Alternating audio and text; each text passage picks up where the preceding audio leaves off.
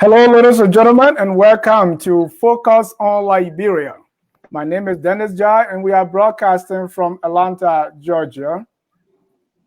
Tonight, we're going to be looking at the State of the Union, the State of the Nation address delivered by President George Weah. We're going to be having the official response from the opposition bloc and also do an analysis of the State of the Nation address. We want to welcome our viewers from across the globe. This is Focus on Liberia, a platform where we strive to educate, to elevate, and promote all things Liberian. With me tonight to discuss the President's State of the Nation address, I have Mr.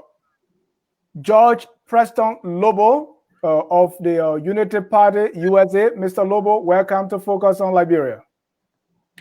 Thank you very much, Mr. Jad. Thank you very much for the privilege. Right. Mr. Lobo will be delivering for 5 minutes the official opposition response to the State of the Nation.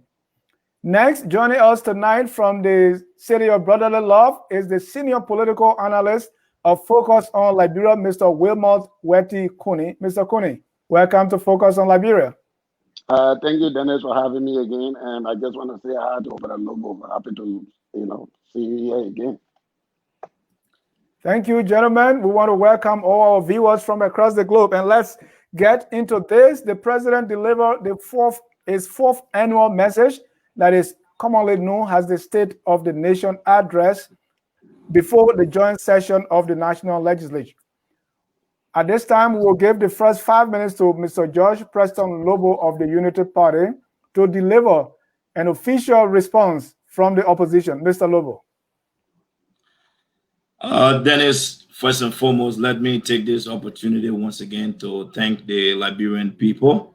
I want to thank the leadership of my party, the Unity Party, especially Unity Party USA Canada, which happens to be headed by Chairman Capper Dwayne.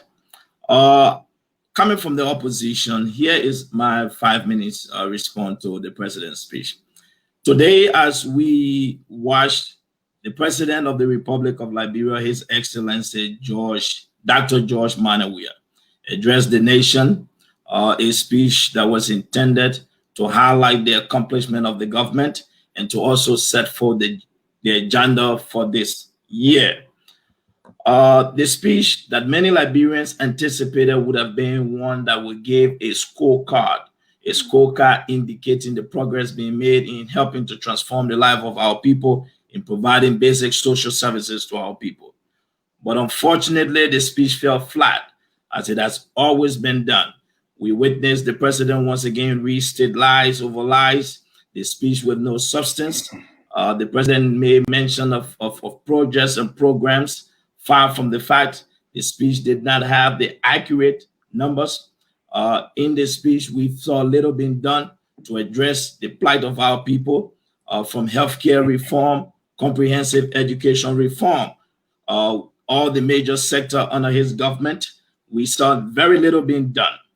As Liberians were gathered today, watching via social media, through radio, the speech from our president that was delivered today at the Capitol building, one can be very clear, Mr. Jha. Indeed, the president's speech today did not address the plight of our people, given the fact that inflation is of a high numbers in double digits, one of the slow economy, an economy that grew in the negative. President himself stated that today, negative 3.25. Liberians are struggling. Banks are liquidated. Serious economic crisis, lack of fiscal and monetary policies to enhance the economic conditions of our country. We did not hear the president take this time to highlight. As you know, as promised by the PAPD, the Popo Agenda for Development and Prosperity, the CDC-led government had promised to lift 1.5 million people out of poverty. We know in 2020, the IMF report made it very clear, over 350 to 500,000 Liberians now live below the poverty line, in addition to the ones that have been there. One thing we did not hear the president address was the issue of salaries. A lot of Liberians, we've seen demonstration every other week in the capital from groups, different employees. Even though the president took his time today to highlight record-breaking revenue, which of course that can still be questioned. It's impossible to record such amount of revenue of $643 million when you have people without being paid. As it relates to the healthcare sector, President Weah took very less of his time to highlight progress being made to improving the healthcare sector across the country. Hospitals around Liberia, we noticed that the president developmental agenda that was highlighted today heavily, strategically focused on the Southeast. Having said that, the speech today did not ensure the ordinary Liberian man of a better future tomorrow. The speech today did not reawaken the spirit of a young man who I saw a few weeks ago when I was in Monrovia busting rocks to make $150 Liberian to live. The president told us today that his government created jobs, but we did not hear the specific as it relates to which sector and how many jobs were created. What we did not hear in the speech was basic specifics and facts. So as members of the opposition, we've been very clear. We expected a lot more specifics from the president rather than restating projects that we've already known about. So as we have gathered as Liberians, it cannot be anymore underscore the need for how much more we need to ensure that come 2023, that President George Weah is a one-term president. It has been clear in his demonstration, the fact of the matter that the president could not even take his time to give us accurate account of the total number of Liberian dollars in circulation. There have been a serious contradiction between the central bank and that of the president of the Republic of Liberia. As it relates to foreign direct investment, we heard very little from the president. The president also took his time to tell us that the conditions have been created to attract investors. But as far as we are concerned, that is a myth, far from reality. Liberians are still standing in long queues across Monrovia and surrounding cities. Banks outside of Monrovia are closing. The only bank in Lofa County I have been reliably informed have shut down. Banks in other parts of Monrovia are closing down as a result of liquidation. The central bank, the president told us today, is now seeking to print $27.5 billion. What the president did not tell us is what will happen to currently the additional 34 point some more billion Liberian dollars that is in circulation. So these are things we expected to hear specific. We expected to hear more as it relates to investment. What are those programs that the president have been investing in that is creating the jobs? How is it the president intend to expand their revenue envelope, not just borrowing and depending on grants? We also expected to hear the president on some of those measures that have been taken. He said his government is one of accountability. We did not hear the president highlight how many ministers or agencies there have been changes to ensure that good services are delivered to the Liberian people. So as far as I'm concerned, Mr. Jai, we want to be very clear. As members of the opposition, the president did a very good job for us today by telling the Liberian people why it said come 2023, there is a need for a new government. And we would like to say categorically clear that as members of the opposition, we are committed to this goal. We are committed to ensuring that the CDC-led government, a government that came to power with no plan and continue to demonstrate that indeed has no plan to transform the life of our people, should not exceed 2023. And that is our commitment, Mr. Jai. Thank you so much. Thank you so much, Mr. Lobo, for that brief response. But before I let you go on that, here is what the president say, and I want you to make. He said, although the state of our economy is challenged, the fundamentals remain sound and strong. What is the opposition saying in your? I want you to conclude on that. So Mr. Jai, on the issue of the fundamentals remain sound and strong, that itself is an illusion. The president lives in a state of oblivion, which means the president is not aware of what is happening. There's no way that the state of our economic condition can be sound, Mr. Jai, when banks are liquidated. Liberians are standing in long queues. The U.S. government warned travelers coming to Liberia to bring money with them. So indeed, the president was misled. The president had been misinformed. Not only that, Mr. Jai, the state of our nation cannot be strong when we still have Liberians today who are laying out under the cars of the Senate pro tempore, arguing for their just earned wages. This is unrealistic. The president does not live on Earth. He lives on one of the 17 continents Mayor Koji was talking about. So fill in the blank. The state of our economy is terrible, pathetic. Thank you. The numbers are there, minus 3.25 GDP. Thank you. Mr. Cooney. And ladies and gentlemen, you've just listened to an official response from the opposition on the State of the Nation address being delivered by President George Weah. Mr. Cooney, you listened to the President's State of the Nation, and you have just heard Mr. Lobo delivering the response. What's jumped out of you after hearing those two speeches? Well, there is no surprise here, Mr. Jah, in hearing the speech by the president and the reaction by the opposition. I mean, it typically fit the size that the two opposing forces are situated. The president's obligation is to go to Congress and inform the Liberian people about the achievement of his government.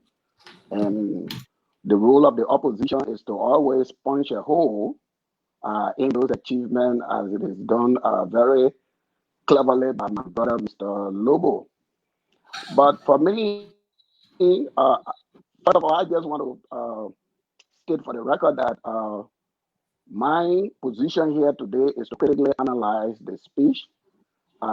It is not a debate with the opposition because I represent no position except that to analyze the speech, the impact of the speech on the Liberian people, and how do we make progress as a country.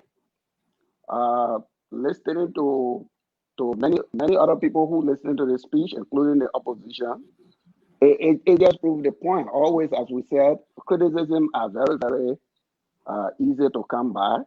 But for me, as I look at the speech presents the challenges that face our nation. And I believe those challenges are not limited to one administration.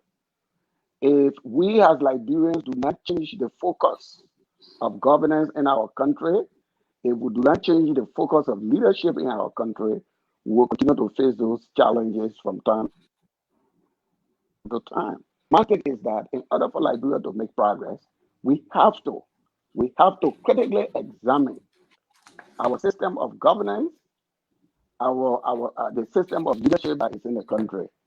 The brother touched on some very important points. We all know the issue that faces the country.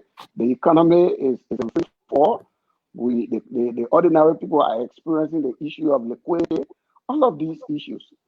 And I do agree, the blame lies with the president, but the blame for the problems in our country is not on the lap of the president alone. It is we should now adapt the time to hold elected officials accountable, no matter what side of the fence they sit. The legislature is right there, and all of these things are happening in our country. So sometimes we are led to question, what is the role of the legislature? The legislature exercises enormous powers in our country. So in as much as we can blame the president for everything that is happening, I think we should also shift our focus to other branches of our government that have the country don't only have president. The country has other powerful individuals that are elected into public service. And it is their responsibility to also make life better for our people. And so we have to shift our thinking in that way. My analysis of this issue is informed by the fact that I do not believe in that all-powerful central government we have in our country. Power is so concentrated in the hands of one person to the extent that we all look up to one person to either bury the aspirations of the Liberian people or uplift the aspirations of the Liberian people. So, Mr. Jah, as we discuss these issues presented by the speech, my initial is these are the kind of situations you have when we have the kind of governance structure that we have in our country, a structure where our salvation or our demise is placed at the doorstep of one person. And I think we need to shift the focus on other important, powerful people that are elected by our government. We don't get elected president. We elect so many other people that also have the responsibility to ensure that the Liberian people live a better life. So that's my initial assessment. Thank you, Mr. Kuni. Ladies and gentlemen, this is Focus on Liberia. We are analyzing the president's state of the nation, and someone is asking who delivered the opposition response. I think Mr. Lobo did hear on Focus on Liberia, but does any one of you have an idea as to the me opposition in Monrovia if there was any response to the president's state of the nation? Tomorrow, CPB will give a response tomorrow. Isn't isn't that a little late? They have their own time. To be honest, if they were seeking my advice, there's nothing to respond to in actuality. Just so it's business as usual. It's the same old talking points. We've heard the same old things over and over. There was nothing new in his speech for which we really, I think, they need to respond to. But we just wanted to analyze his speech, so we'll give our people the opportunity. It doesn't matter when. We will do that. Yeah. All right. So some of those things the president said has to be verified. Some of those things we have to go back and look at those numbers because Mr. Ja, when you say you recorded a revenue of 6.6, and my brother Waymond just said that the government is challenged, it makes it difficult. The president, I hope he understood what he was saying today.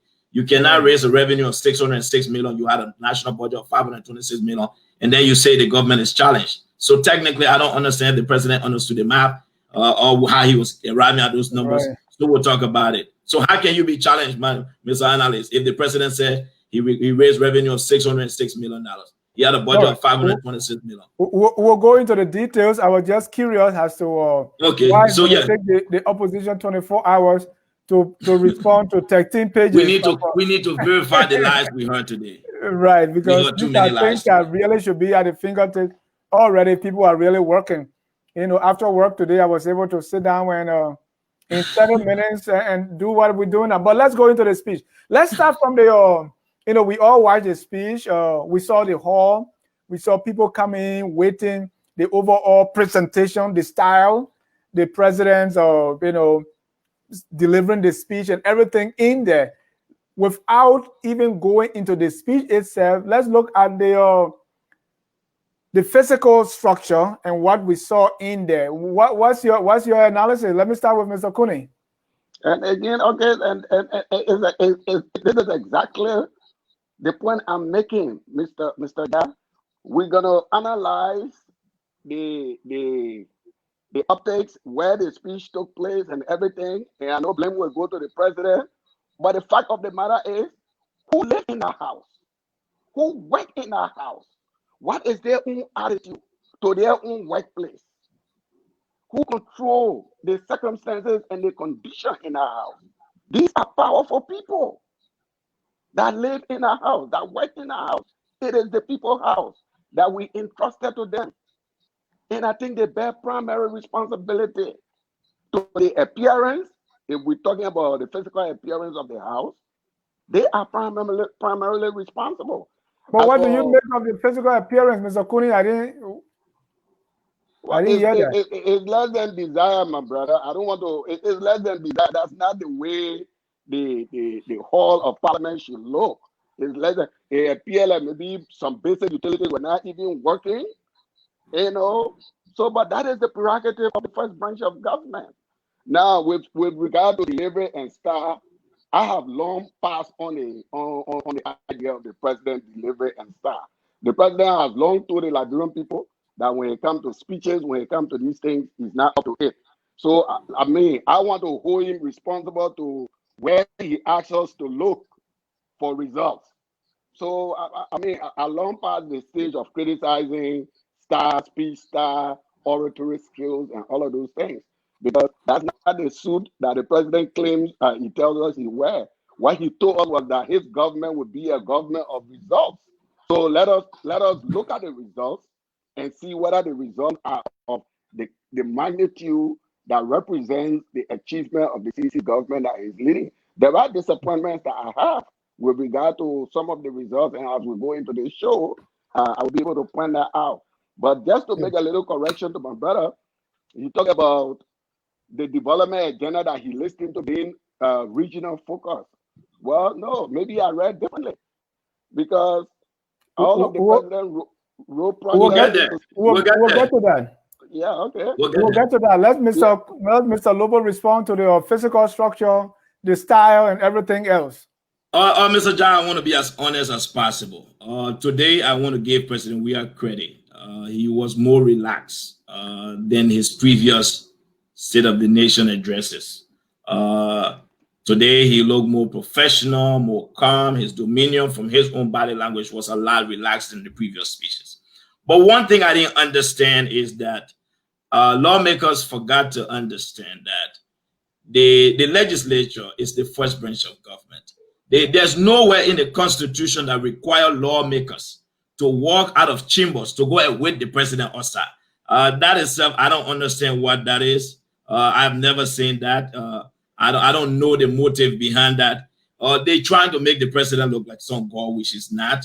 But as it relates to the tone in the hall, let me say this to you.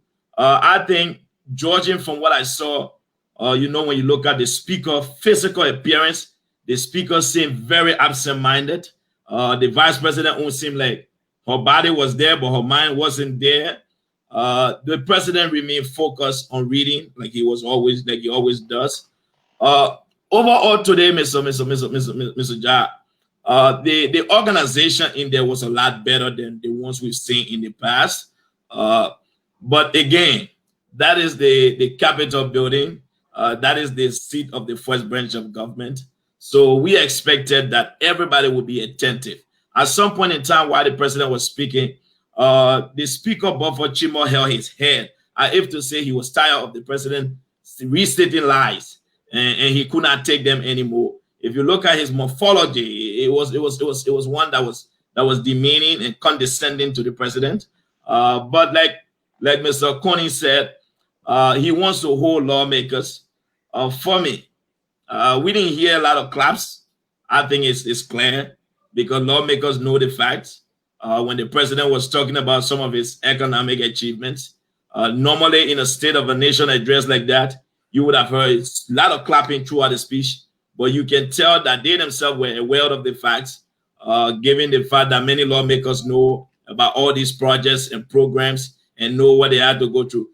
Let me tell you, if there's anyone who also reduced the magnitude of the speech, was the president himself when he was talking about his own stimulus and laugh. It's like you know that you're not saying the truth, and you saw it was rating, because had he rehearsed that speech, I don't think the president would have stopped there and lied. He would have either taken that out, but that was clear about it. Thank you. And I think today was and because thank God for the camera angles, I was able to see the chambers clearly than I saw before. And it looked so small. The thing was like, okay, is this our house? But that's what we have. And I too, I don't know whose idea it is for us to always wait. And if we're starting a program, it lasts so long and all that, so that's what I saw. I'm like, oh, okay, maybe I have to remember that I'm not, this, where I am is not Liberia, so I shouldn't read too much into that. But let's go into the speech, right? Every state of the nation, or in America, State of the Union is set out. Before you go on, the last time the president spoke, they said the president, he can talk for 5 minutes. Now the president gave it 2 hours. Everybody said the speech too long. Well, you interrupted me. You interrupted me for something different. Different, I know. All right. So let's stay on point. Every State of the Union focuses on the accomplishment of the government for the past year, and it sets the agenda for the coming year. So we're going to be looking at the accomplishment and of the that the president listed, and we're going to take them. We can't talk all of them, but at least we're going to state some of them. So again, the State of the Union will talk about the accomplishment of 2020 and the agenda for 2021. So let's look at the accomplishment. I think the president started very well, talking about the collaboration and, the delivery and, try to bring everyone together. That was good. But let's talk about the accomplishment. And the president listed quite a few. Mr. Lobo, let's go into a few of those accomplishments. Yeah, you go for them. You list them to me because I'm opposition. So let Yeah, me you go with it. I have the speech here, so go for it. So the president talked about roads and other infrastructure, and he listed those roads and things that have been accomplished. And let me list a few of them. 66 kilometers, representing 41 miles of primary roads, were completed. Okay. The construction is ongoing on an additional 365 kilometers, or 226.8 miles. So that was on accomplishment. There are a lot of accomplishment. There was also accomplishment when it comes to our domestic and external debt, that is the economy. So instead of there were accomplishment in the economy. The president also talked about his 6 executive orders. He went to. I think we should take them step by step. Yeah. I'm listing a couple of them. We'll come and break them down. Okay, great. He listed some of the bills that have been passed and the ones that are set forth. Okay. There was a Criminal Code F. It has a funny name, so I want to highlight that. The economy is projected to grow by 3.2%. There was more than 40% of food distributed to 10 counties, meaning from the stimulus. Some of those counties, the list, including my county, is yet to receive. And so let's start with the accomplishment when it comes to roads and other infrastructure. Who goes first? Me or you go first. You are the opposition. Our analyst so Mr. Ja, let me be very, very clear here for the records, right? You see, in Liberia, we all want to see development, all right? And we appreciate when progress is being made for our country.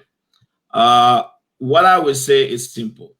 If you went back and listened to the State of the Nation address in 2020 and compare it to that of this one, you will notice that the same old accomplishment were restated today again as it relates to road.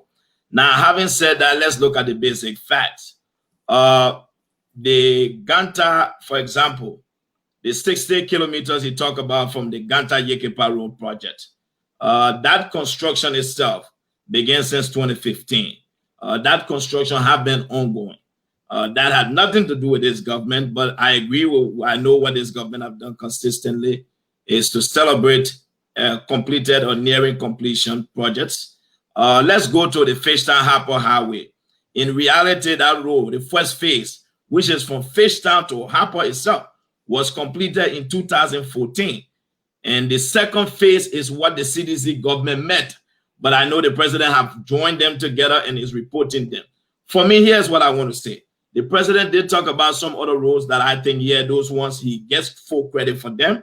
The one he talked about from, I know Starstown to somewhere in whatever part of Grand Crew. He names 2 other projects in those areas. Let's look at one basic road, the local toll project, granted. But Mr. Ja, I want to be very, very frank with you since I've been in the country. I was in Liberia, as you know. I just returned to the States few weeks ago. While I was in Liberia, I will say this. I traveled to Nimba, Bon, Magibi, Grand Bassa, Grand Cape Mount, and Bomi County. Maybe until I left Liberia. But while I was there, I didn't see any kind of construction ongoing while I was there. Now, let's not forget the Banga Menikoma Road project. You, Mr. Jai, if we can recall, one of the most famous photo of Madam Salif and then Kennedy George Weah in December 2017, when the ground broke for the first pavement from Banga to Salahi. So I know President Weah continues to add that road to it. The reality here remains is this. It's very simple. If he said his government paved 60 kilometers or 66 kilometers according to him, it's a very simple thing. What I would say, Mr. Ja, at the end of the day, we all want to see good roads in our country. The job of our government is to bring development to the country. So for me, the president can take credit for them. As long as I can be able to leave from Monrovia and get to Grand Crew in 2-3 hours, I will appreciate it, because at the end of the day, what the president have not understood yet is that, Mr. Jai, he believes that doing this thing, he's doing us a favor. That is the problem. It is the responsibility of a government to bring development to the country. There's a reason why in the budget, we make appropriations for the Ministry of Public Works. And specifically, we identify roads that must be paved with taxpayers' money. The loans we take to build roads, that money we'll have to pay back as a country. So I don't understand why people think that when the president, when the government initiate a road development or a road project, we're supposed to celebrate. And I want to be very clear to many people from the ruling party today to help them. The Unity Party government paved over 650 kilometers. Ellen says 700 kilometers. Reconstruction and pavement, repavement all throughout, 700 kilometers. If we did basic math, divide over 12 years, it means the government was paving 58.33 kilometers every single year. If you're going to beat the Unity Party, that is how much you're going to have to pave every year. So I'm glad I heard about 60 kilometers. I'm looking forward to the roads that will be constructed. On the issue of road, Mr. Jai, I'm grateful. I hope that even roads that funding was secured for the previous government, that this government will do all it takes to make sure that those roads are completed. Because I will tell you, Mr. Jai, the road from Freeport to Rayleigh, the Somalia Drive, all the time I was in Monrovia, I know that road construction is done during the dry season in Liberia. I didn't see one machine on that road. So I hope the government can make sure that that road can be completed. We also heard from Prince Moi, the senator from Bon County, that the equipment from Bon County, that the Liberian government is yet to pay her portion of the money towards the road from Banga to Medicoma. So he was speaking about it the other day in the Senate chamber. So when the president was speaking, those were some of the things some of us were saying. Hold on one second. The senator from the county doing his report to the Congress said different thing. The president is telling us something completely different. But we hope that the president and his government will do what it takes to bring development to the country. That is his responsibility. Thank you. We'll go to Mr. Kunin for your analysis. But one thing I want to make clear is we are in Liberia. I thought we were using miles. Where this kilometer is coming from? Okay, are we mixing things up now? So I think Liberia, like the U.S., is using miles, but it looked like the influence from our neighbors and those who travel to Nigeria, Ghana, and Sierra Leone, they brought this kilometer thing. But 1 kilometer is equal to 0.621 miles. So it means when we say 67 kilometers, that's 41.6 miles. So let's just bear that in mind. And I don't know if we'll be able to do the conversion. We'll see the rules based on what we've been reading the papers, and we'll go from there. I can do the conversion. So that's good. Thank you. Anytime I think of kilometers, it's just a little over half of a mile, right? Of mile, yeah. So you put it in that, so it's 0.6, which is you can say. So anytime, and for example, Mr. Jai, just to hold you there, right? The road from Liberia Junction to Rayleigh is 4 kilometers. It's not 6. The president says 6 today. That's not true. Okay, so that road I saw there. Yeah. If it is 4 kilometers, it means it's a little over 2 miles. Yeah, that's the road right there. Mr. Kuni, what's your take? But Mr. Lobo, before I go to Kuni, I'm not asking. I just want to say that the president is listing accomplishment. So whether those things were started 5 or 6 years ago, if he accomplished them as a matter of on his list, he should list them. That's fair. Dennis, if you say if he accomplished them, let me give you an instance, right? I took my son to a boarding school, and I asked the school how much will the tuition cost for the next 8 years, and they did the calculation and gave it to me. And I then said, okay, I paid the money for my son to go to that boarding school. So when the government in the country changes, when the next president comes and my son graduates, does that mean that he didn't want to pay for my son? He didn't want to take care of my son while at boarding school? No, it means when you left, he was the one that will bathe the son in the money. But does that mean that he the one gets the full credit? I pay for everything on campus. So whether it's full credit or half credit, those accomplishments are under his watch. Mr. Kuni. So let me bring you to something on that before we Hold on, continue. hold on. Let Let Mr. Mr. Kuni go Kuni ahead. Let me start with this funny aspect because I got one more substantial comment to make on that. But On what? on Go the ahead. issue of credit, Okay. sometimes folks in the opposition and other Liberians, the way they present the administration of Madam Salif, sometimes it seems like the government was an interim government. This was not an interim government. This was a government that ruled Liberia for 12 years. We agree. And for each time we see little development in our country, they say, oh, that was the blueprint. That was the blueprint. I'm beginning to wonder, was there somebody that stopped the blueprint from becoming a reality? So let us take that out. I mean, where she is to be credited, she will be credited. Where the next government, on the basis of continuity, comes to power and does something that benefits our people, we should put that there. I was listening to the brother, he talked about a rule, first phase of the rule completed 2014. And he gave me some of the years that some of the rules were completed.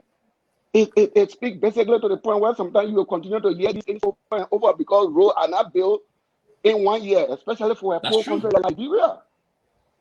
A poor country like Liberia, given our own climatic situation, so roads are not built in 1 year. So if we hear it in this State of the Union and hear it in the next State of the Union, I don't think we should make mockery of that. It tells us that there is a continuity in our project. So having said that, for me, the issue of roads, one of the reasons that maybe one of my bases of support for the government is the issue of roads, because I believe that the three cardinal things that a nation will have to meet before you can even talk about making progress, that roads, that electricity, that water. And then the next layer you will add there for a society to advance, that education. If you don't have these four basic things, all they talk about development is just a waste of time. So when this government came to power and made their emphasis on roads, I was really, really excited as a Liberian. And getting the way they gave the emphasis on roads, to be honest with you, I would think that going into the 4th year of this administration, most of these roads now will have been either midway or almost near complete.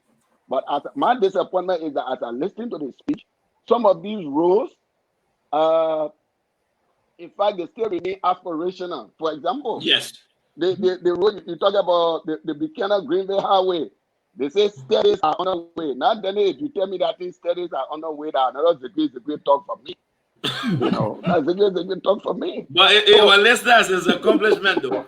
No, I mean, again, I'm saying based on the emphasis that they brought, that roads will be our defining agenda. I was thinking that going midway into the administration, we will have made significant improvement in these roads. So that's my disappointment with the State of the Union. But I'm still encouraged that they are making progress, the way they're going about it. And so just to contradict what my brother said, if you listen to the rules, the version in the country, that's how it's saying. In fact, one can safely conclude that most of the roads seem to be located in Nima County. You hear Ganda to Saclapie to Tapeta to this. No. I'm telling you, let me. There's something on the board. Say 67-kilometer road from Ganta to Yekepa, 47-kilometer road from Sanikole to Lokatuo. Yes. And along the Bonk corridor, we have an 80-kilometer road from Banga to Salaye. Yeah, that was the first. Then in the southeast, 80 kilometers from Kalokan to Fishtown. So what are you talking about? So then you get from Tapeta to Zwedru. Then you get from Ganta to Lokatuo. No, the Tapeta Zwedru, like you said, those were aspirations. You have not even started to pave the road from Ganta to Seglepi. Let's be factual here. And Nima County, let me be honest, Mr. Connie. Nima County lawmakers have been complaining that up to now, the payment that should be made to Liberians on the side have not been made. So the reason why we are still questioning some of these things, and we know that the previous government managed to secure 200 million for the pavement of that road. Now, what we are saying is this government, since you talk about continuity, this government responsibility was to ensure that the Liberian government component be made available One of the problems that is giving hard time with regards to the road from Banga to Salahi is the Liberian government component of that money, which the government is supposed to pay to settle those on the side of the road before the pavement go. It hasn't been done. So stating it over and over, that is our disagreement. Judge, again, we got to get rid of the rhetoric that there was somewhere, sometime, somebody gave money and was in safekeeping for certain things to be done. I think this is a talking point, because nobody telling us when this funding was secure, where was this funding placed, and what stopped the current government. I just told you. The project. Nobody telling us. I just told you. We secured 200 million from the IMF. You want me to send you the facts? You want me to send you the link? I can send that to you. If you want me to send it to you? The implementation. No. That's two different arguments you're trying to have now. If you want to discuss the facts, I will give you the fact provided for you. So hold on now. Hold on. I was being very generous here. If you want to state the facts, I will state the facts. And if you want us to send the documentation, don't worry. For me, I'm not going back and forth. My argument here is simple. Every time a government secure funding, right? Let me tell you what happened. The funding, let's say we secure $200 million to pave the road from Banga, from Ganta to Zwedru, for example. That money does not come from one entity. Part of that money will come from the World Bank, the African Development Bank, the Bank of Kuwait, whoever the financiers will be. Now, when the next government comes, the next government has a component to pay. Meaning, the agreement will say if the Liberian government brings 40 million, we will put in this amount. What will the government money be used for? That is what I'm saying. No, okay, hold on, guys. I think it is clear that, and that's why the government that will bring her portion to complete that. That's why they get the credit. So let's move on. As you were saying, besides the ones that are being completed, the next one, Mr. Kune, you use the word aspirational. Is it complete studies with committed funds are now available for another 131 kilometers of roads, and procurement processes are ongoing. And those roads they are talking about is a 50-kilometer road from Barclayville to Southtown. Southtown is where my man Asuni is coming from. So and then they have the Equus Bank for Investment and Development has approved an initial 50 million for the project. Okay, then the World Bank, they have this one from Fishtown to Kalipo. I know Calican. No, I don't know the name. What is it called? And we have 61 from Saclapia to Tapeta. The Tapeta Zwedru Highway. All these things, studies have been completed and the form. Let me tell you the aspirational one. The aspirational one is the one from Buchanan to Greenville that is being understudied. Anything like government put understudied, oh man, that one they didn't tell you say that you funny, oh. They didn't tell you say the person they say we understudy. Okay, Mr. Jai, right? I want to bring this conversation to Mr. Kune's attention, right? One of the reasons I have been clear in saying I love development. If we were to make the argument of how many roads that this government since they came to power conducted their own feasibility study, went out to secure funding for, it will not even reach 200 kilometers. Yeah, let's leave that argument. So let's leave that on the facts. We're talking about the state of the union. Yeah, the speech is long. The state of the nation. The state of the nation. So let's go to, after road, let's go to the economy. Beautiful. And there were some numbers on the economy. To the president's credit, he gave a caveat, and I want to, he said, the year 2020 was challenging for the Liberian economy. Real GDP growth projection was further revised downward to negative 3.0 from the earlier projection of negative 2.5. That's a lie. It was 3.2 according to the IMF. Okay, so let's there were some. He said there was a minus 2.5 GDP, which represented decline in economic activities. As honor accomplishment, he talked about the external and domestic debt that the previous government had these debts, but did not put them on the books. But these debts, which is another lie. They Hold on. Mama, And then he talk about it. man. He talk about I know that I read his speech. Go ahead, Mr. John. He talk about the inflation. Yes.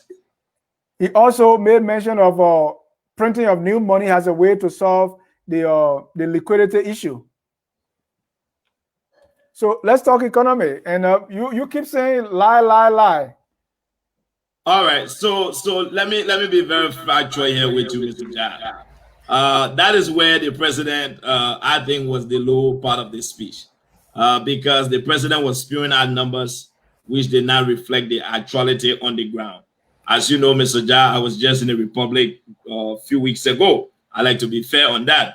I was there. The good thing, I went to 2 major commercial banks. I went to the International Bank, IB on Broad Street, and I also went to the LBDI Bank on 9th Street where I opened my account. Look, Mr. Jah, you go to the bank, you see Liberians in long queues for their own money. The issue of liquidity in the banks.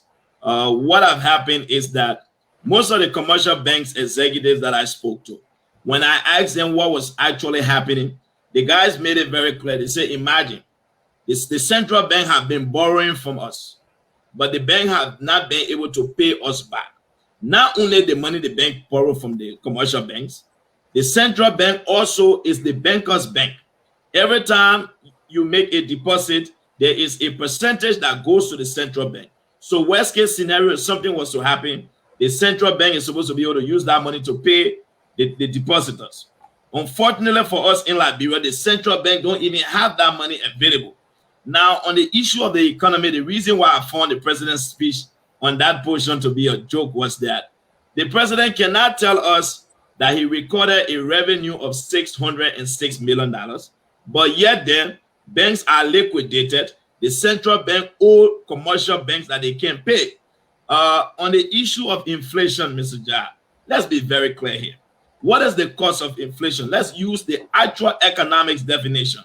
Inflation is a result of excess amount of money in the money supply chasing fewer goods. Now, when did inflation become in Liberia? When the numbers started going high? Let's look at the basic facts. Our 10.5 billion go missing in 2018. Inflation began to jump up. That's what caused excess amount of money supply that increased the inflation number. Now, today, the president talked about printing money as a solution. We've been very, very clear. We've stated categorically clear that indeed, if there is a need to move our country forward, the very first thing that must be done, there must be a criminal investigation in determining the clearance of our missing 10.5 billion that arrived in November of 2017 that cleared the port in February and March. Because what have happened, Mr. Jah? According to the CBL report of 2017 December, there was less than 18.5 billion Liberian dollars in circulation, both money outside the bank and in the vault.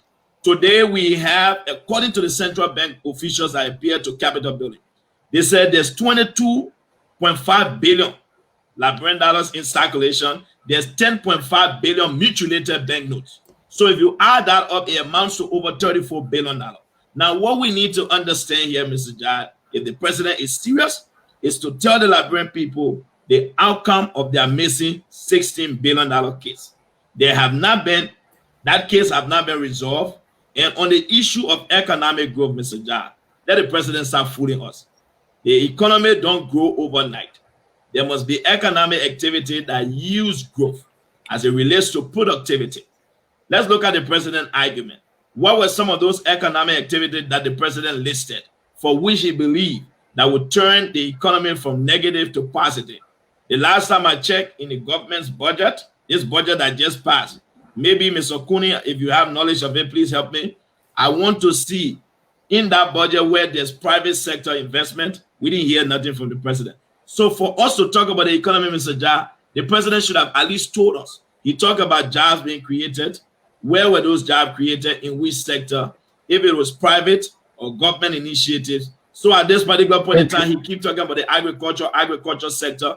But the president did not tell us the investment being made from this government in diversifying the Liberian economy through the agriculture sector. And how would that impact the country? Thank you, Mr. Lobo. Let me add that the president stated that total revenue received for the calendar year is 653.9 million. So I even brought it down, right? And the expenditure is 606 million. So okay. there's a profit there. Right, there's a surplus, right? Yeah, surplus. But you know what? So hold on, Dennis. But our national budget was 526 million, though.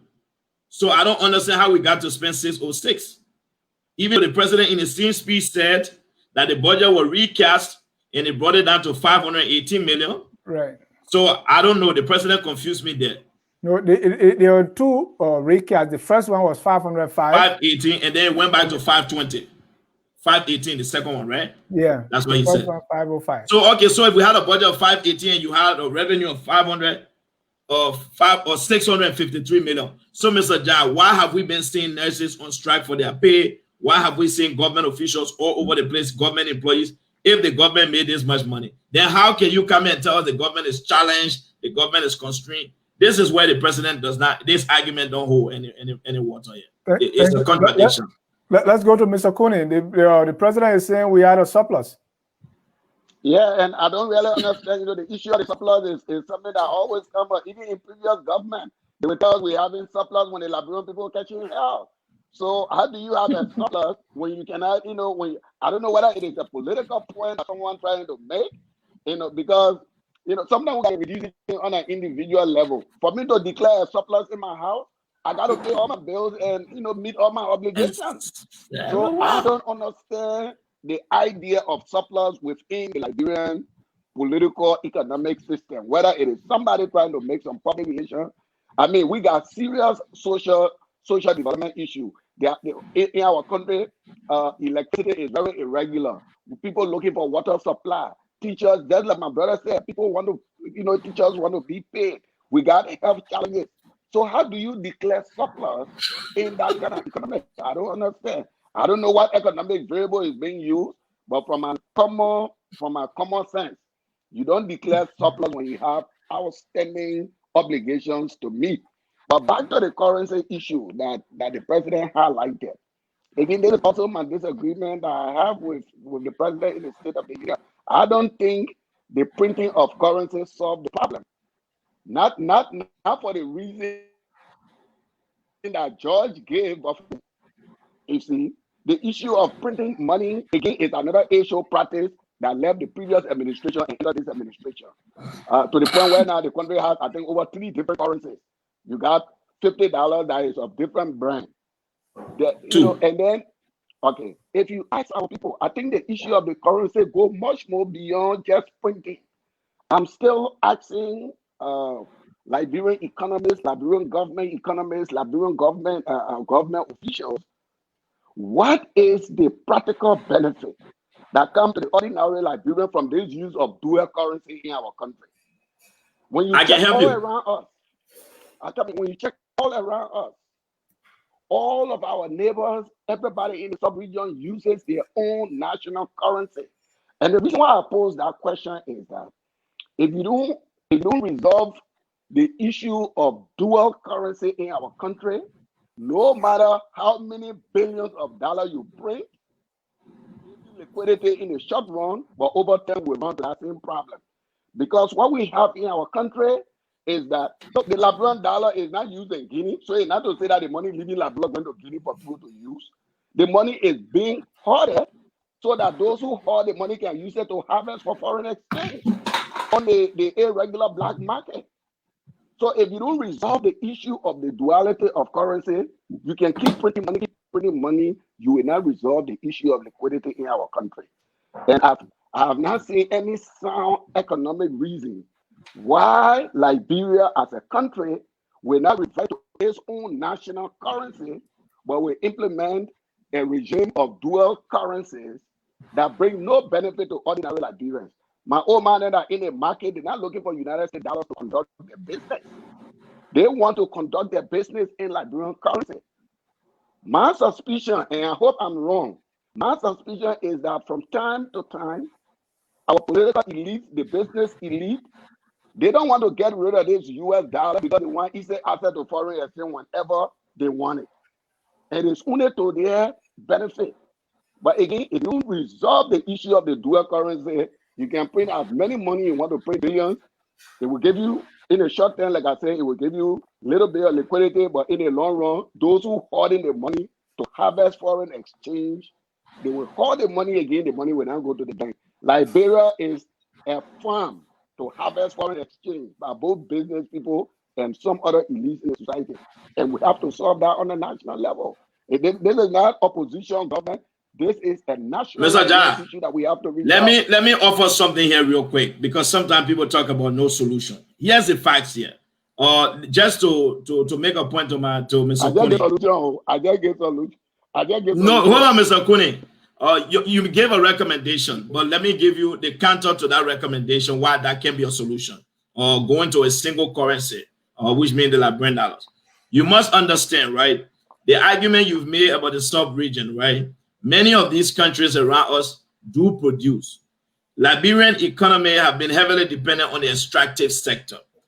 So if you make the argument that we must go to a single currency by using the Liberian dollar, right? What do we produce at home that will be able to export, that will bring in the foreign currency we need? Right now, we are not producing nothing. Over 83% of everything we consume in Liberia is imported into the country.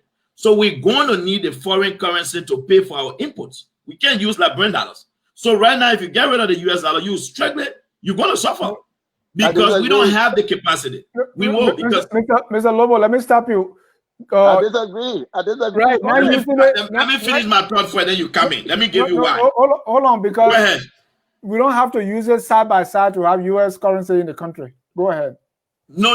Listen, Mr. Ja, this argument is not an opinion. The US dollar is a legal tender in the Republic of Liberia. I hope we know that.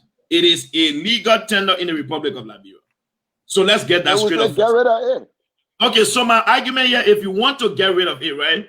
Do you know that by the US dollar being a legal tender, it requires the Federal Reserve of the United States of America to give Liberia, whether it is quarterly, semi-annually, certain amount of US dollar? Do you know that? So if you get rid of it, in the absence of export, let leave that economic. No. We have to. Our people need to know because these recommendations have been made. We will proceed, but let me say this. Until you can produce, Mr. Jab, in the absence of production at home, in as much as we continue to import the way we are doing, we cannot get rid of the US dollar. It will be hard for us. Because how will we access US dollar? Any currency you need your own production backing, right? That's the argument. Right. We don't have that. Right. So how can we get rid of the US dollar then? No, it's not. We don't have a production backing. So what would they do for us? We can't do it. So we have to be practical and be realistic. I understand what you people want, but we can't do it. No. Let's leave that argument. It's not the time for. Let's go to inflation, right?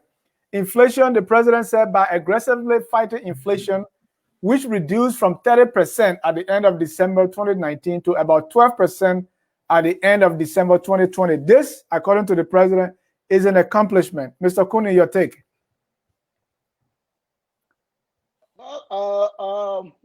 You remember when the CDC government took over and the exchange rate was exploding. In fact, there was a suggestion that it would have reached $500, which would have complicated the life of so many Nigerians. So I want to believe that the president is looking at the fact that the exchange rate has kind of stabilized over the period, so that stabilization in the exchange rate have an impact on the price of goods and services. I want to believe this is where he may be looking to draw that conclusion. Had the relationship between the Liberian dollar and the United States dollar continue in the northward position that it was going, where the projection at the time was that, maybe the exchange rate would have been $500 to one US dollar, maybe the inflation would have been bad. So I think to the point where the government feels that they've stabilized the exchange rate, which may in a way impact the price of goods and services. I think that's the reference the president was making. But the point is, if you talk to ordinary Liberians, they also tell us that the drop in the exchange rate does not necessarily reflect in the reduction of goods and services. So I think this is where the disconnect is. And I think this is where government need to focus. If if the exchange rate, if the Liberian dollar is appreciating, then there should be a reduction in the price of goods and services that are consumed by the people. Okay, Lobo, quickly, let's conclude on the economy so we can go to other So, issues. Mr. Ja, on the issue of inflation, I want to be very clear so we understand what is happening, right? Like my dear brother, Mr. Kuni said, inflation itself, during high inflation, it means the cost of living is higher. Money worth more yesterday will be worth less today based on the inflation rate. Now, here is what makes the situation bad for the CDC-led government. So let's just take, for example, when they came into power, inflation was under 8% when they took power in 2018. Now, since they came to power, inflation exploded above 10%. For anywhere from 35%, now he said it dropped it to 13%. Now, what you need to understand, Mr. Ja, is that in a high inflation, you do not reduce people's purchasing power. When inflation was at 30%, come to think of it, the government initiated a wage harmonization. So which means money is worth less, but the government reduced people's income. So when the president said today that the Liberian dollar is appreciating, what I didn't understand from him, what is happening for which the Liberian dollar is appreciating? What are those economic activities? And Mr. Kuni, I will agree with you on this issue that the ordinary people are really struggling. Mr. Ja, come to think of it, if you were making 600,000 like a teacher I know from Grand Cape Mount County during the previous government, right? Prior to wage harmonization with inflation under 10%, today inflation above 15%, you now make 400,000 Liberian dollars. Does that mean you'll be fine? You'll be suffering. So the president needs to understand that these numbers he's giving out, that it has real consequences on the living standard of our people. So for me, the actuality does not reflect on the everyday Liberian man life. It is costing more to survive today. Imagine, pepper making in Liberia is $5. One piece of coconut, when they cut it, is $30. So I don't understand what the president is talking about. In reality, the cost of living have gone up significantly under this government, and this government have reduced the people's income. So that itself is complete hardship. And this is a government of change. This is the government that was supposed to lift 1.5 million people out of poverty. I don't get this argument from the president. So that is my take on the issue of the economy. The president don't have his math correct. It seemed like most of the information I was giving him was just written down. But in actuality, did they evaluate those numbers? I would doubt it. That's why I say it was another lie. Thank you. And that's it. As I listen to the State of the Union, is okay, as you state this accomplishment, what has been the real impact, the actual impact of the people? If my people in Banasville are telling me that prices are high, you are saying, okay, it was 30%, but now it's 12%, but still, the cost of Kelewele is still high, then it doesn't reflect. But let's go to some other issues that the president listed as accomplished. But let's move on, Mr. Quick point. Let's move on. Our time is fast spent. Just quick economic point. Let's leave economic. Let's go to. It said our administration has issued 6 executive orders to address national concerns, and you refer to the appendix of the State of the Nation for those executive orders to address the national concern. Again, what has been the impact? Next, one of the accomplishments: 26 pieces of legislation, 25 of which were signed by me, the president, in support of the pro-poor agenda. Mr. Kuni, and you can wrap your economic argument in there, but the executive orders and the legislation that the president signed into law, it is not enough. Let's look at the impact. Your take. Well, again, for me, a long time ago, let me tell you this, so that people understand the basis of my argument. And all of us here, George, you, we're all here privileged to be in the United States. And part of the fact that we are privileged also imposes that obligation to let helping him back home. And I've always used the measure, what I consider the good measure of the Liberian economy in terms of performance. When I start when they request to me for Western Union start decreasing, there I know my country economy is doing better. Until I can reach that level, all of these numbers that are throwing around here, they are done either to confirm our own political standing or to respond to some international organization statistical requirement, but it doesn't mean anything to the ordinary people. There were times in Liberia where the Liberian economy was projected to be, in the most recent time, it was growing at 6%. We can ask the same question. How did that improve the life of ordinary Liberians in the country? People were still sleeping under the bridge on Benson Street. People were still breaking up. So for me, these statistics, they don't move me. I always use the measure of how is the life of ordinary people improving. Our people are still catching hard time. These executive orders, I don't see them transforming the lives of the people. They didn't do that yesterday. They're not doing that today. They didn't do that in previous government. They're not doing that today. Our people are still in search of a situation where their life would be better. And those lives will not be better by throwing around IMF statistics, World Bank statistics that mean nothing to the people. Until those statistics can transform our people's lives. My brother, look, it is a sad thing that today, 2021, we're still talking about availability of current in no other place but Monrovia. So then you ask yourself, what is the relevance of those statistics? Today, in no other place in Liberia, we're still talking about, say, drinking water in Monrovia. I'm not talking about Kabada, where I come from, because I don't think they expect drinking water there. So all of these things, they really mean nothing. It's just somebody trying to burnish their credentials, or we dance into the gallery of international organizations, and to be honest with you, remind me of the days of growth without development. When we were growing at 15% more than Japan, and there was no road from Monrovia to Santo. It's the same condition our people live in today. Thank you, Mr. Kone. Mr. Lobo, 26 pieces of legislation, 25 signed by President Weah, 6 executive orders to address national concern. Mr. John, I want to just pick up from where Mr. Kone left off.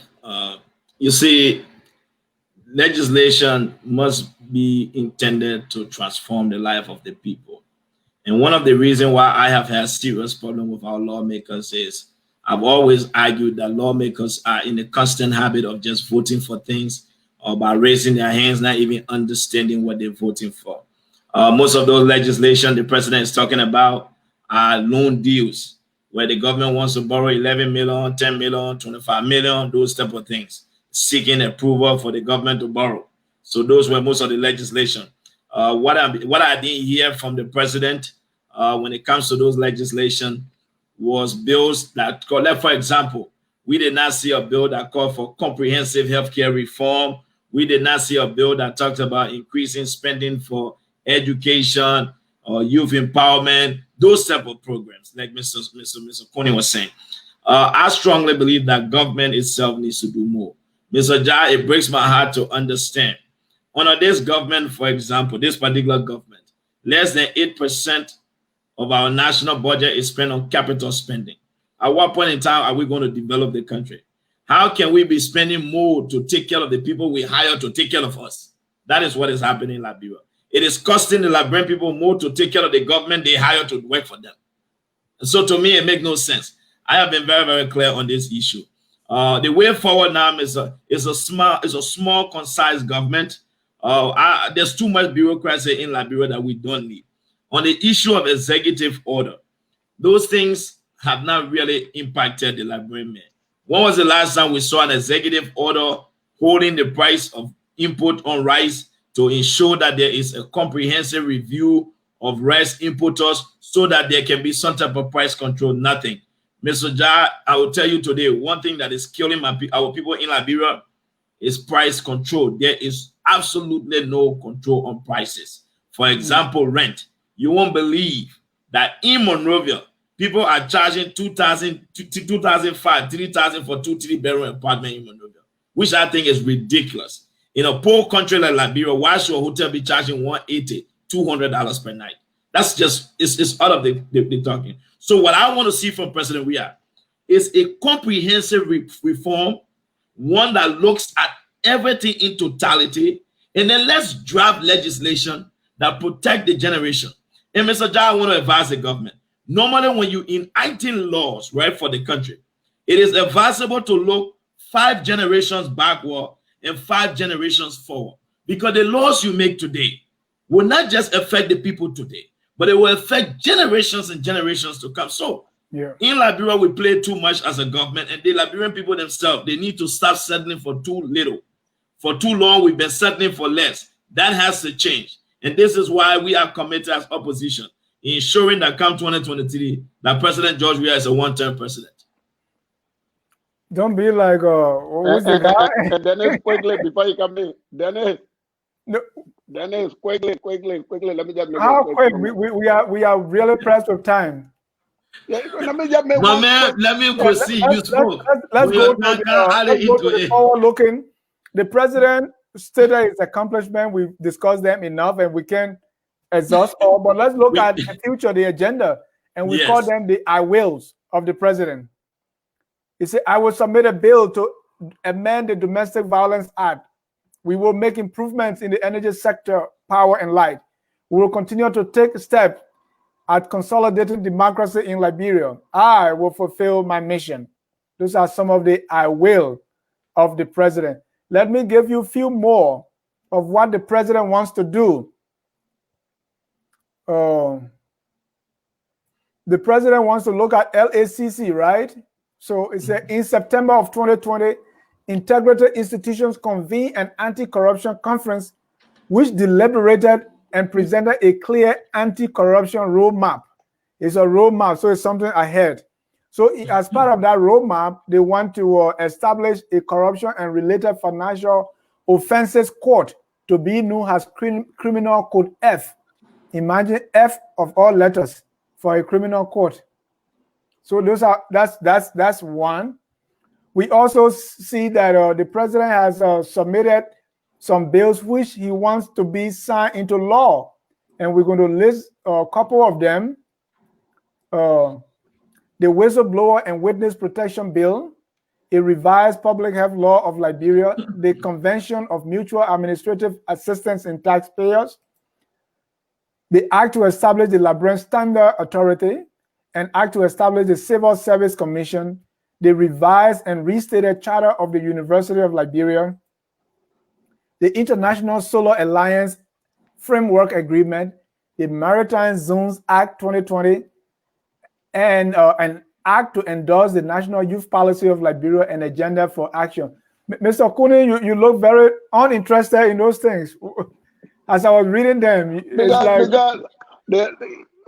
look, the sad reality is that for me, those things do not conform to the kind of structural changes we need to make in our country that will move the country forward. And sadly, the opposition is not even pushing those ideas. The basic argument for the opposition is that this government is bad, a better person will come and lead us. But the kind of structural, like I said from the beginning of the show, the kind of structural power dynamic we need to see in the country is not being pushed by the opposition. I hear my brother talking about all of these bad legislation and other things. But mind you, 12 years, we had the same thing. 62 investment contracts signed in the country. Only 2 were good. So we have the same power structure. We are calling for a breakdown of the Morelia power structure. We need to decentralize governance in our country. We need to look at the issue of currency from a national security and economic perspective. We should not be running a country where money changers that we don't know from anywhere running up and down the republic, all with sack on the back of their back, changing money. These are all important issues. And interestingly, the Liberian people not hearing, all we hearing is that, look, okay, this person not doing it the right way. When you pull up there, we'll do it the right way. And I hear my brother, it looks like the Unity Party has been fully rehabilitated. It looks like now they know all the problems. But they were there 12 years ago. These problems were there. So maybe Maybe it makes sense why we should put certain people in prison, because when you go to prison, you get rehabilitated, maybe you will do better, maybe. But I'm not relying on that, maybe. I want a real structural change in the governance structure of our country, where power is given to our people at the local level. The people are involved in self-governance. Then for us to continue to address this highly predatory centralized power structure in Monrovia. If you read all the I will, all of those things are increase of presidential power. Everybody there will be appointed by the president. Everybody there will be either some way approved by the legislature, but it all remain power centralized, meeting in Monrovia, while the rest of our people are in some kind of reservation condemned to their fate. So this is not encouraging for democracy. Part of the role of the opposition is to criticize, true, but it is to also give us an alternative. And the alternative cannot be that wedding is corrupt, but the person that will bring it will not be corrupt. That is not an enough national alternative. Right. We want change of direction in governance. Mr. Kuni, the alternative is even the opposition is even taking 24 hours to respond to a 15-page paper that you can glance through in 15 minutes and know what it's all about. Besides that, opposition is not even the opposition is not even making the rounds to explain these things to the people. That's not, Mr. Ja. I think it's my turn. Let me stop there. That's not true. I won't sit there and allow that to happen. Why you have no choice? Let me speak. It's my turn. But why do you want to meeting the imperial presidency in Monrovia? Why you don't want the people in Sino, Lofa, Niba? Why you don't want them to govern themselves? No, let me be very clear. Let's be honest here. If there was any government since independence in 1847 that decentralized basic social services and got county government working, was done through the Unity Party government. Let us be factual. It was the Unity Party. Let me finish. You spoke. What you call talking points? It was the Unity Party government that made allocation in the national budget for county development. So when you gave county development, money went to the county and let the county decide in a county setting. That's not involvement. That's not participation. When we speak on national issues, let's speak on the facts. Let us speak on substance. So you can't make these statements leaving the facts out. It was the Unity Party government since independent that decentralized basic social services throughout the Republic of Liberia. No government. So let's keep that. That's a fact. Okay, let me help you. Name me one government. Let me finish now. You spoke. Let me finish. You spoke. When you were speaking, I didn't speak. Let me finish. Since independence, Mr. Ja, name one government that took community colleges to more than 5 counties. Name one. Not opinion. And that's no government. That's the decentralization you're talking about. But that's decentralization. What we're talking about, Mr. Ja? We're talking about moving education facilities in different counties. What is decentralization? It's empowering those counties. We started the process. The fact of the matter, let me finish now. You guys are you can't keep interrupting me. You guys spoke, let me finish. So not only that, we took banks to all the counties. Financial institutions were established across the country. Mr. Ja, you must not forget, I think one of the unfair arguments that has been held about the Unity Party government is the fact that we have not stated the type of country that was inherited. We did not inherit a functioning democratic society. We inherited a failed state. That is why we inherited. It is a good thing today that CDC can come to power and talk about they inherited a $526 million budget, inherited a functioning Liberian National Police, a stable army. Liberia has regained her status at the World Bank, the IMF.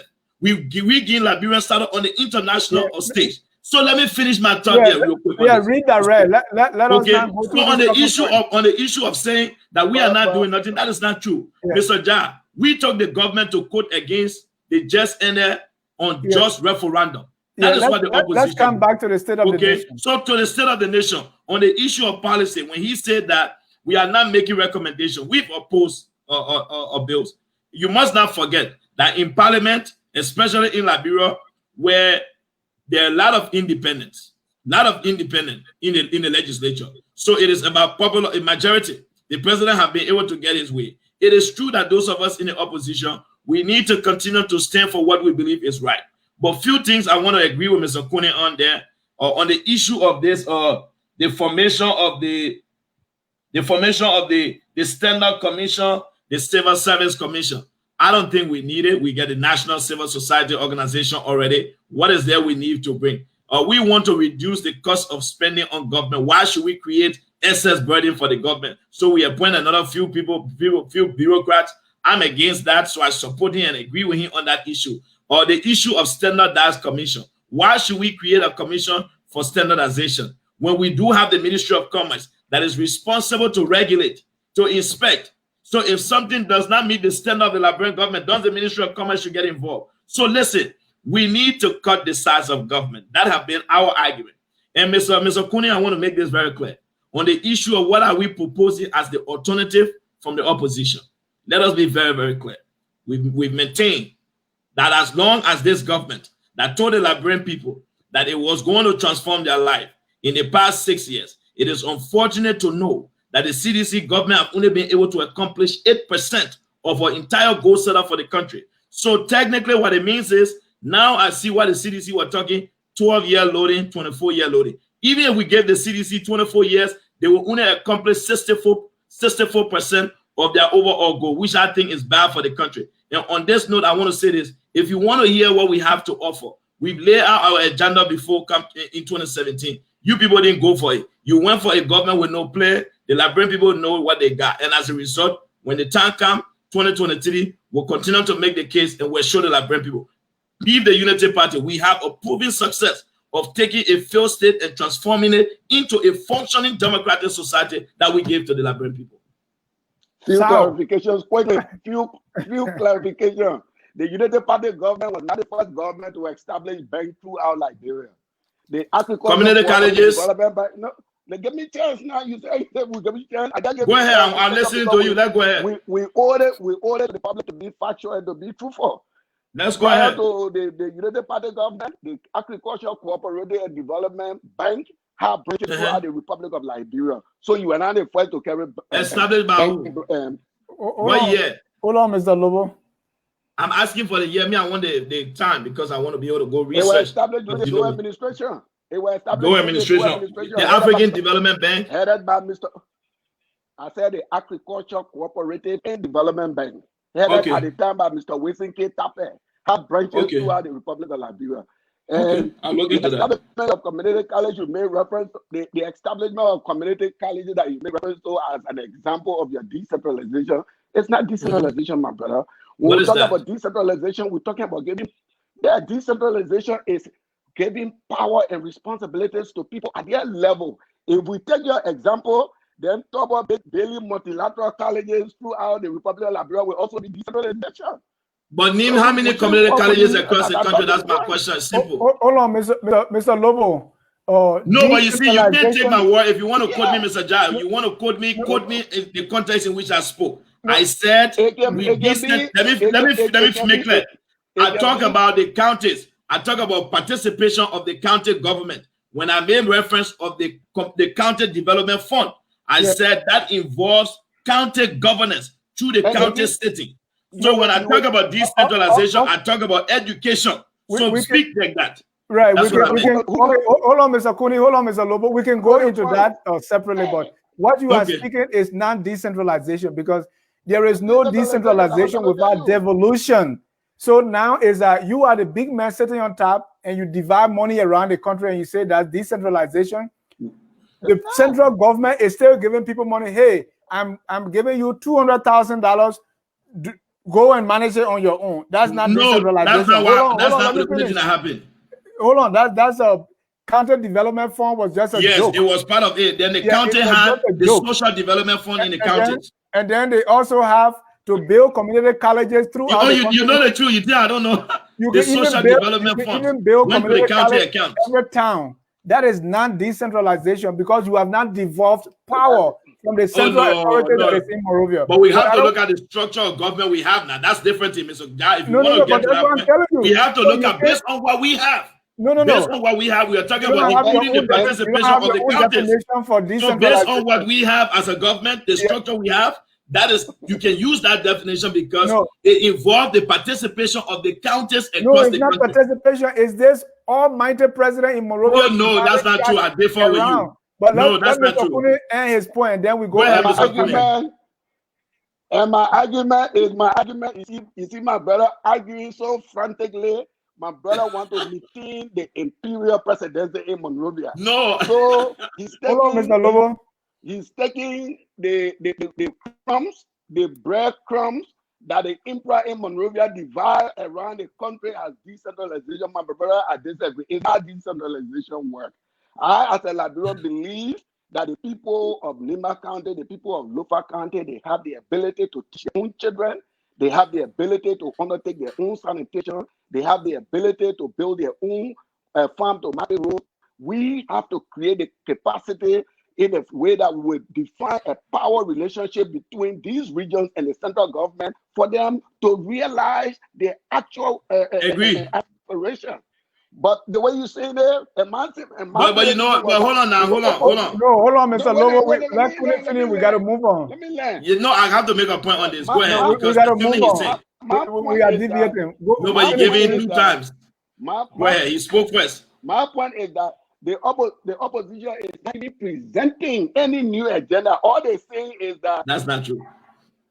This emperor that there is powers there would be a better emperor, which is not a solution for me in terms of how we move the country forward. Because Mr. if you put a new emperor, you don't change the system of governance. Mr. Jah, 1 minute quick. 1 minute quick. No, there's someone here say I should keep quiet so you can teach me.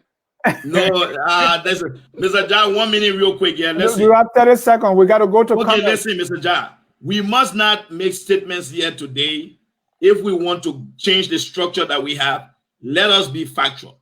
But what I'm saying, given the power structure we have today, that has to be done through constitutional amendments. We have to speak based on what we have today as a government structure. Now, the first way we can start is to push for superintendents and county officials to get elected.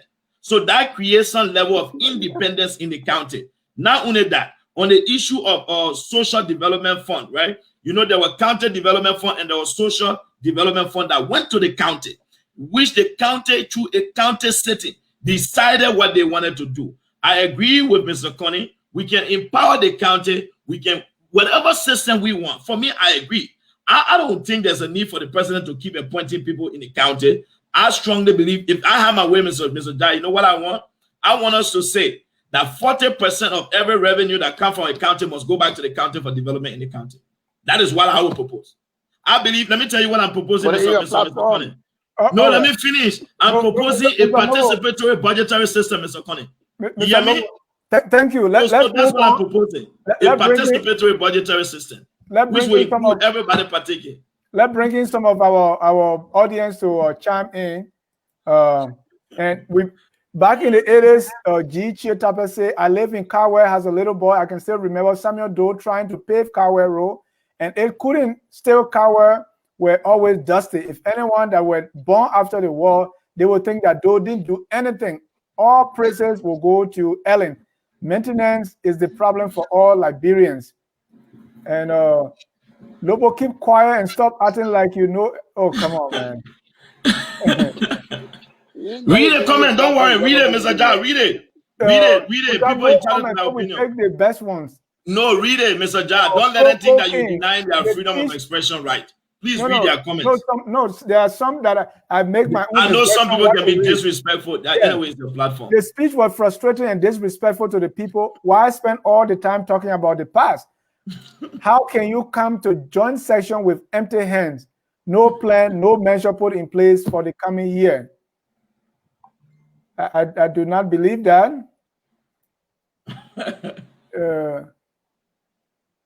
Patrick Lobo or Patrick Kennedy, keep quiet, let a professional person talk. If you know much about the economy, why don't you look at the time with the host and help him out?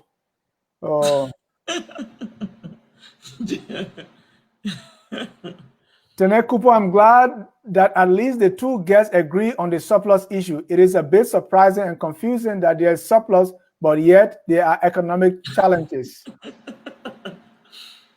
Sam Wallow is a regular contributor here. What exactly were the economic and good governance successes that the past administration achieved and left behind. There's a job there to Mr. Lobo.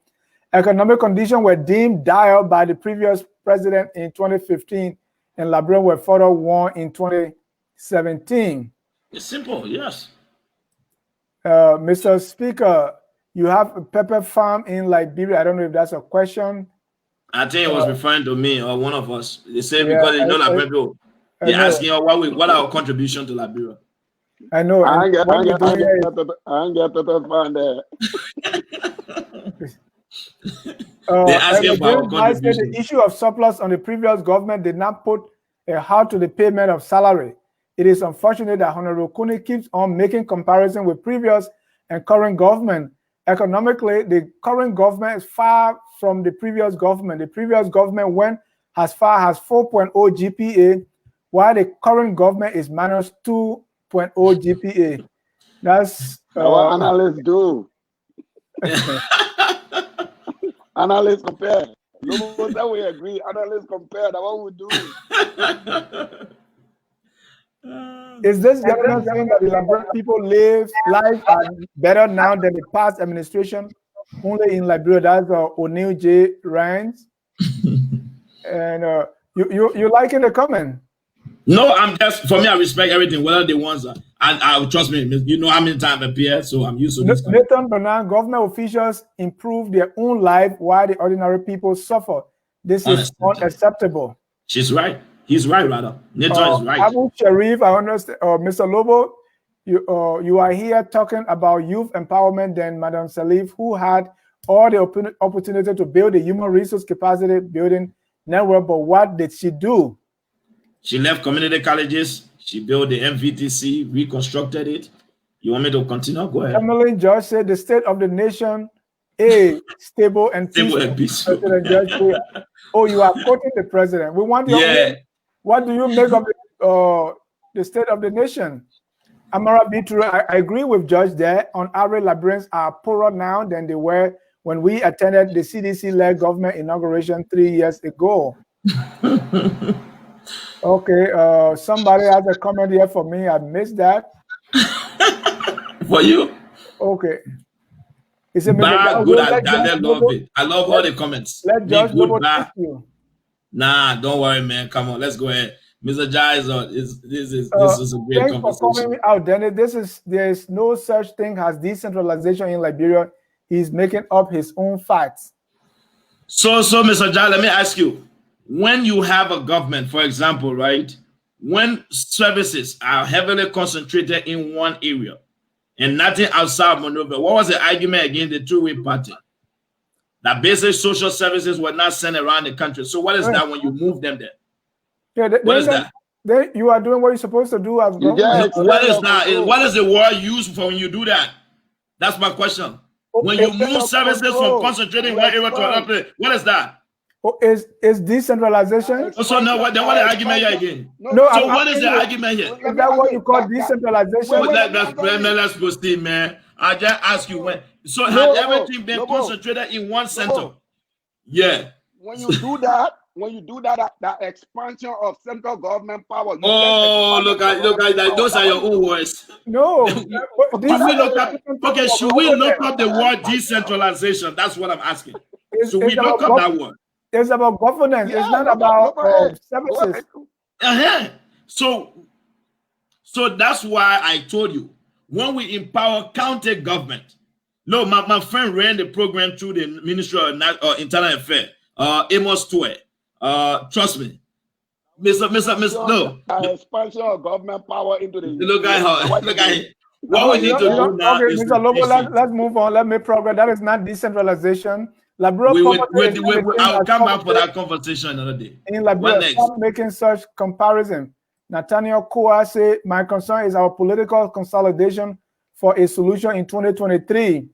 And Mr. Lobo keep making reference to the president being one term. So, yeah, and Mr. This PPP right here. Mr. Kuni will always say, right here. We always want to change personnel, but we are not fixing the actual issue. We have a solution. We have a plan. The good thing, our own will come to power with a plan. CDC keep the power with no plan. Why are sedition referring to Ellen time when George Weah came for change? Mr. Kuni, can you respond? Oh no, No, I'm don't an make it seem analyst. like he's a sedition. He's no I mean, party member. He's an analyst. So don't make people think that he's a sedition. No, I'm not saying that. Okay, they say you should just return. I compare results. Yeah, I compare results. So for you to understand the process, you got to I look say at the the past and see what was decentralization done. says And Jackie then got me sometimes on then you that know as how to well go to the too. future. Okay. Okay. Florence Kingsley said, let's not look at yesterday. It is now. We're looking at yesterday is gone and it's now. Except when the Emmanuel, yesterday will be the the future. We'll look at yesterday. And program was established by the former regime. So someone agree with me then, Mr. John. If the people from yesterday want to rule the future, then we'll go to yesterday to see what they did yesterday. Look at him there. All right. You agree. Drake, historic expansion of government services is nothing but euphemistic language for decentralization. Oh, wow. Both the LA administration and the Weah administration are the same, too corrupt. That's V. Now you confirm my point. Gentlemen, the president concluded by saying the state of the economy, the fundamentals are sound and strong. Let's conclude on that statement generally and say what they are. Let's react to the president's conclusion about the fundamentals being strong. Well, for me, go ahead, Mr. Kwame. Yeah, go ahead. Well, I think the president is being overly generous here. I mean, the state of the economy cannot be sound when he himself admits to the challenges that the country is facing. We have not made any marked improvement in the production of goods and services in the country. The agricultural sector is supposed to propel us to growth. The agricultural sector is still lacking. Road construction, power and energy that's supposed to also propel some of the economic activities are still lacking.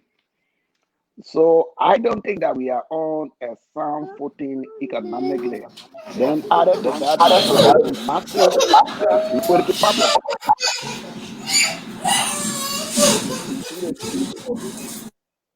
Go ahead, Mr. Kuni. You see the serious liquidity problem that has engulfed the government. And then, as indicated earlier, if you look at the solution that is being proposed, that solution may provide some short-term relief, but that solution is in the long term, may crumble. So it would be hard for me to say that the fundamentals of the economy are strong when we are still lacking in the production of goods and services. The economy is still largely dependent on imported goods and services. The local economy is not producing to the level where we'll either export or we will substitute consumption with, away from imported goods to locally produced goods. So I think he's being a little bit generous. Maybe he's being a little bit aspirational, maybe to motivate. But if you look at the way the place we are now economically, we are still lacking.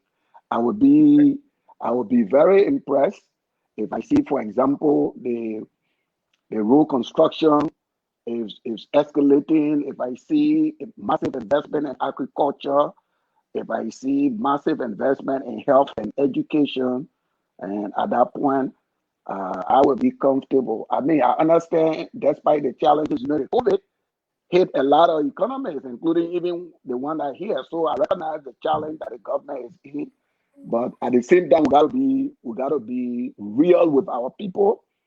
We don't need to paint a rosy picture of what is obtaining, because thank you.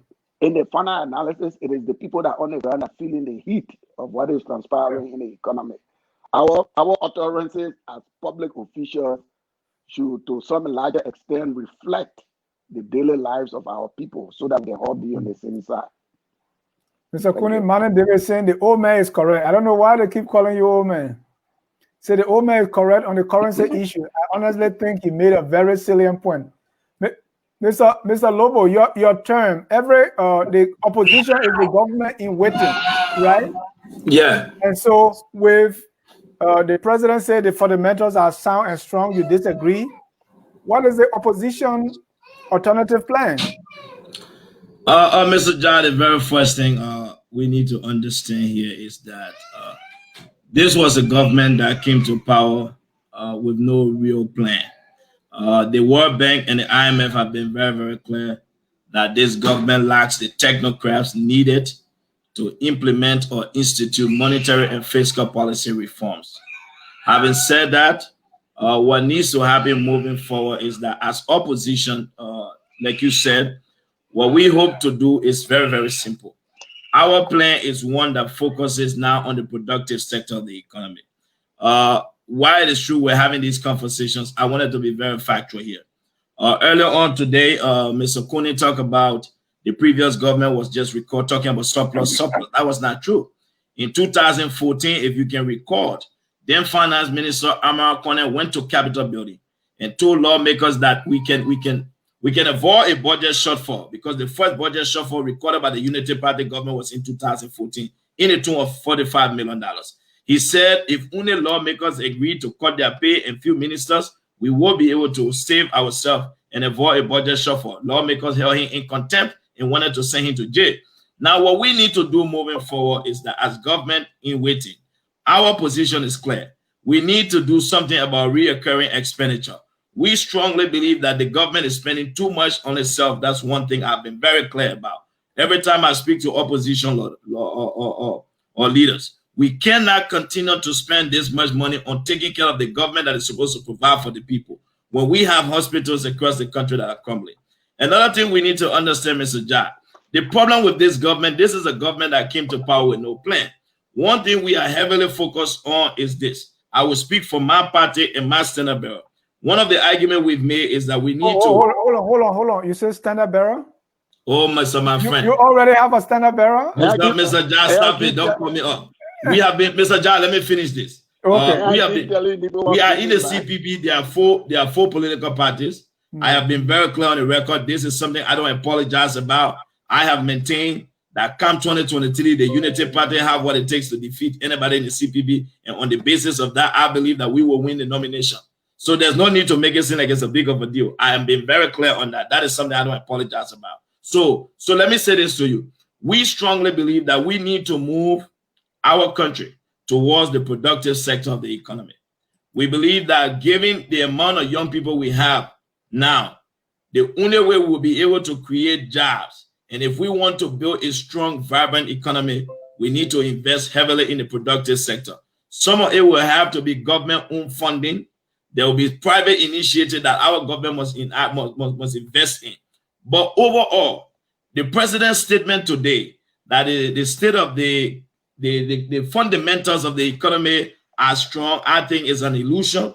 President Weah was not, I don't think he meant what he said, because in reality, just 2 days ago, the head of the employees at the Capitol building was lying under the car of the Senate pro tempore that for the past 17 months, they are yet to receive their Liberian dollar component. So I don't understand what kind of fundamentals is the president referring to. How can the fundamentals of the Liberian economy be strong, Mr. Jai, when we have banks that are liquidated every 2-3 months? Let me say this. Imagine the U.S. embassy had to pay her employees portion of their money, straight cash, because they didn't trust the bank that they would deposit their employees' money and the money won't be there. My cousin drive for the embassy. The U.S. embassy had to warn Liberians coming into the country to bring money because the government don't have what it takes to be able to meet the monetary needs of the country. So these things that needs to happen, Mr. Jai. Another thing that needs to be done moving forward, for us to be able to build a vibrant, stable economy, we need to ensure that we have the right expertise, the right people in the right position. We cannot build a government on the basis of party ideology We cannot hire people based on party loyalists. We need to hire the right people to get the job done. And overall, government needs to cut wasteful spending. I have been one strong critic of it. This is not only from this government.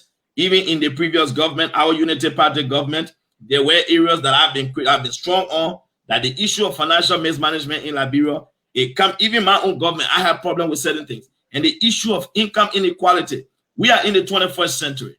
There's no way that today, in 2021, household income per capita per annum is still under $750 as a country, while other countries are averaging $15,000, $14,000. So we need to address this issue hands on. And any government coming in, I know very well that come 2023 will be our government. Those are things we'll be focusing on. So for the president, the next time he wants to make such utterance, I want the president to first and foremost understand when an economy is growing in the positive, when you are able to create at least 40 to 50,000 jobs, then you can be able to say the fundamentals of the economy is strong. When you have inflation under at least 9%, when you have banks not being liquidated, consumers' confidence is up, consumer spending have increased, then you can be able to make such bold statement. But what I thought the president did today was just a slap in the face of the Liberian people. I think the president was not being serious, so I would take the president for who he is. Maybe the president will tell us the truth in another song that he's going to release. One thing I want to be very grateful for the president, maybe he's coming up with a different single that will address the economic condition of our country. But what he did today was a joke. All right. What he did today was a joke, and this is what he said. Although the state of our economy is challenged, the fundamentals remain sound and strong. That soundness and strength is based on the very hard work we have delivered over the past 18 months. Mr. George Lobo, representing the opposition party, say that is not true. Mr. Coney, too, is not impressed and said, oh, this should be reflected in the lives of the people and not someone standing at a podium and reading about the soundness of the economy. Gentlemen, I want to thank you so much for the time. To our listeners watching the analysis of the state of the nation, what's your take? Give us your general impression about what we did here tonight. We depend on your feedback to keep this going. We are focused on Liberia. We elevate, we educate, and promote all things Liberia. So we want to thank you so much. Give us a quick feedback of what you heard tonight. Someone is saying the president's speech was a trash, that Feni Sibu. When we have unemployment rate at 3%. Give us what you feel about the analysis, about the program tonight. Say something. Mr. Lobo, his son was in the back, so he said, I'm sorry, my son wanted to join me on the show. Bring him on. Yeah, no. The man like to be on camera. Hey, mom had to take it inside. That's why he was crying, he wanted to be out. And Josephine Barclay said, Mr. Comey is the only way forward.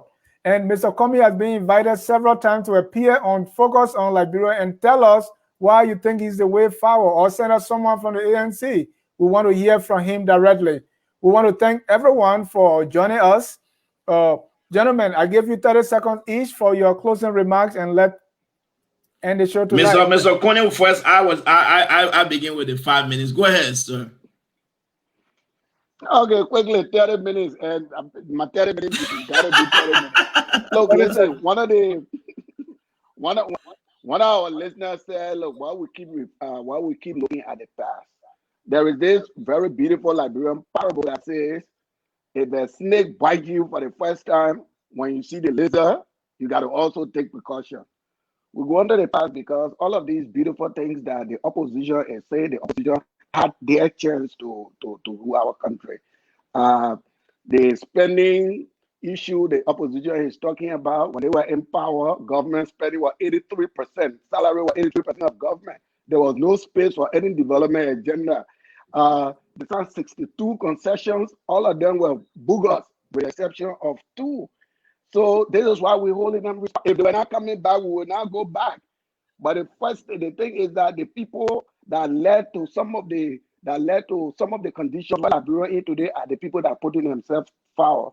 So I think it only makes sense for the Liberian people to evaluate them, to look at them, and see what credibility they bring to the issue. There's the government where all of the audit reports, 12 years of audit Not a single action was taken on audit reports. We're talking about transparency, accountability. And this is why I'm saying my basic criticism is what the opposition is saying is, look, the other guy is bad, just move us. For us, we want a transformative change in Liberia that will solve the power relationship. My brother here is saying, well, this is what we have. Yeah, part of the obligation of seeking leadership is to be bold and present things that people don't have, that will take people to a different state. So you guys say, well, because we're in a centralized situation, so all of the arguments are really in a centralized situation. Then the country not going to move forward. We need bold thinkers. We need people that will think big to move our country forward. But again, I hope that the imprisonment of the opposition by way of political defeat will rehabilitate them, and then we examine the rehabilitation process. You know, as we go to the 2023 elections. Thank you, Mr. Kone. Our questions. Thank you, Mr. Kone. Mr. Lobo, your 30 seconds. First and foremost, I want to begin by saying thanks to Liberians who took their basic time off their basic schedule to join this podcast this evening. I want to thank all of them. I also want to thank my senior brother, Weah Kone. I think today is the first time we ever engaged. I think I've seen you. Mr. Jai, I want to thank Focus on Liberia as well. Let me take this time to also thank those who agree and disagree with me. On the basis of this young man wants to come out. I want to say thanks to all of you. And before I leave, I want to apologize. My young man wants to be on studio. Next time I will bring him with me. On the basis of this, as the opposition, Mr. Kone, you said we signed 66 agreement, only 2 were bogus. Let me take this time to at least inform the Liberian people. You see, in America, for example, every time there is an agreement, there will always be opposition to that agreement. For example, the Keystone Pipeline, the Iran nuclear deal, there were opposition. That doesn't mean that because people write what they dislike about something, it makes it bogus. So for the fact that one company in England that will make an observation of all the concession, and you team it and you want to run with it, let me help you again today. I want you to take some free time. I want you to read the Liberian oil agreement. The people said it was as compared to that of the one in Norway. So this statement, when someone write one thing, you wrong with it. But when they gave the party or the government credit for all that was done, you say, no, they praised the woman. So we can't continue down that path. I agree with you. We need to offer alternative as an opposition. And that which we will do in our agenda and our plan for moving Liberia forward. I want to say thank you. Once again, if you agree and disagree with me, I respect your opinion. Thank you very much for the opportunity. I look forward to more fruitful conversation, Mr. Jai. Thank you very much. Thank you. On that note, we want to conclude the broadcast tonight and say thank you, gentlemen, for your time. We want to thank our viewers, those who will even watch later on. Keep it set yet. I focus on Liberia when it comes to what we do here, the diversity of the program, the caliber of guests. Definitely, we are the best in the business. Thank you. Good night, and God bless you. Mr. Just see the guy laughing. He comes outside laughing. Hold on. Look at him laughing. All right. Okay. Say hi. Mr. Preston Lobo Jr. Say hi. Bring it, man. Say hi. And what you're crying for. we're going to end the show by playing our song that we always play at the closing. That says we are all like all you wanted to do. Whether you are for the Unity Party or the CDC or the ALP or the UPP or the LPP, we are still Liberian. Good night and God bless you. We are Liberia. Liberia is our home. Liberian people. Yeah, you raise it all we want. Liberia, oh. Yeah, you raise it all we want. Liberia,